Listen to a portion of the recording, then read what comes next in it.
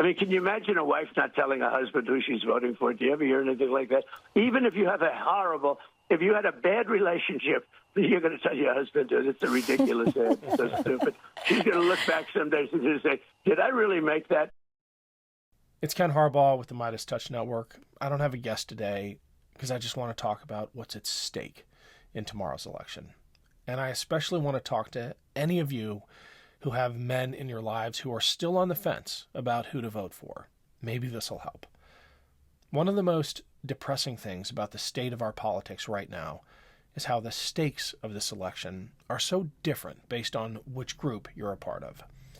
And it's really uncomfortable to point this out. It's uncomfortable for me to say it, but men, white men especially, white straight men most of all, aren't going to be the ones who bear the burden if Trump wins.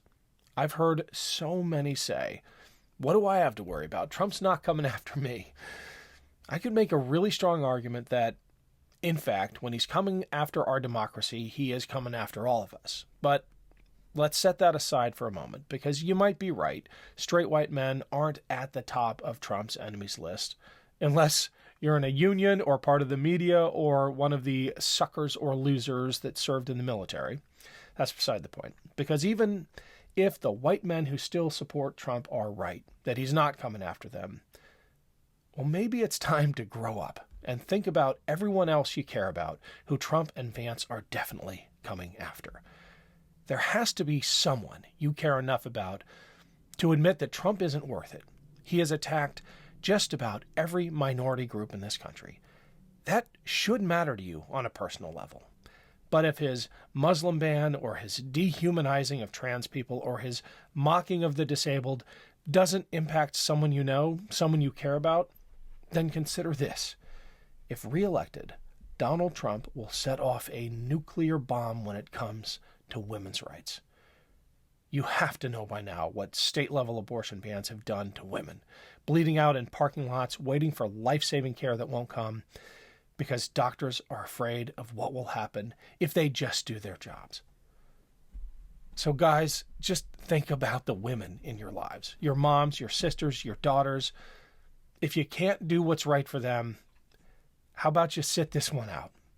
Actually, no, don't sit this one out. You don't get to say, I can't stand what Donald Trump says and does, but I can't stand Kamala either, so I'm going to stay home. There's no staying home this year if you truly care about the women in your life. It's a binary choice. You're either siding with the guy who brags about assaulting women, who has dozens of credible sexual assault claims against him, whose policies will send women back to the dark ages. It's him or it's Kamala Harris. Sitting this one out doesn't somehow absolve you of responsibility. Here's the other thing. Whatever else you care about, whatever other issue animates you, if and when Kamala Harris becomes the next president of the United States, you can go back to doing whatever you can, whatever you want to advocate for those issues, because Kamala Harris and the Democratic Party respect the outcomes of elections. The democratic process continues with her in office. But with Trump, that's it. We know he doesn't respect the outcome of elections. We won't get to have policy debates if he makes good on his threats to terminate the Constitution or imprison his political enemies. That is a one-way street. So I really hope you care enough about democracy to vote to preserve it. But if not, think about the people in your life you care about who are marginalized and what Trump has said he would do to them. Think about the women who he has mocked and objectified and assaulted, and what a vote for Trump would do to them.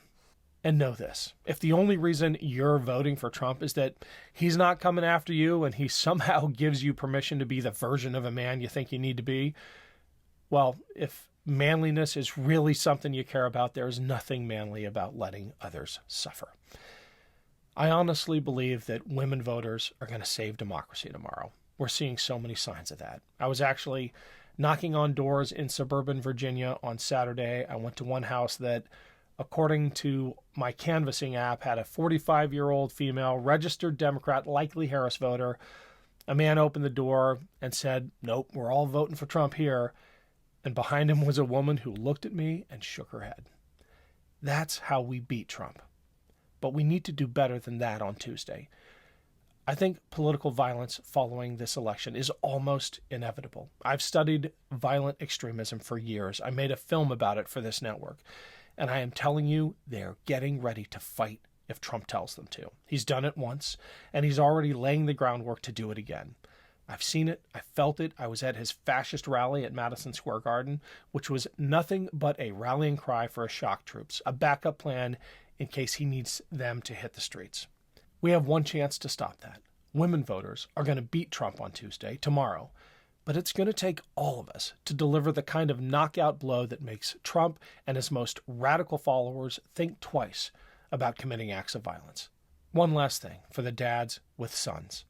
They're looking at you for an example.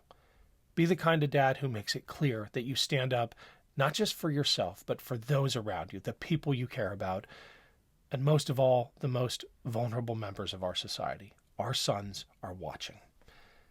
That's my closing argument. To the women of America, thank you for manning the barricades. We owe you, democracy owes you more than can ever be repaid. And to the men, especially those still on the fence, think about the people in your life who would suffer under a second Trump presidency. Make your vote about them. This is one of those elections, one of those moments in American history that your kids and your grandkids will ask about. Make sure your answer is something you're proud of. Let's go. Dr. Davis, what do I do? John, she needs an abortion, or she's going to die from the pregnancy. Sorry, that's not happening. What are you doing? Who are you? I'm your Republican congressman.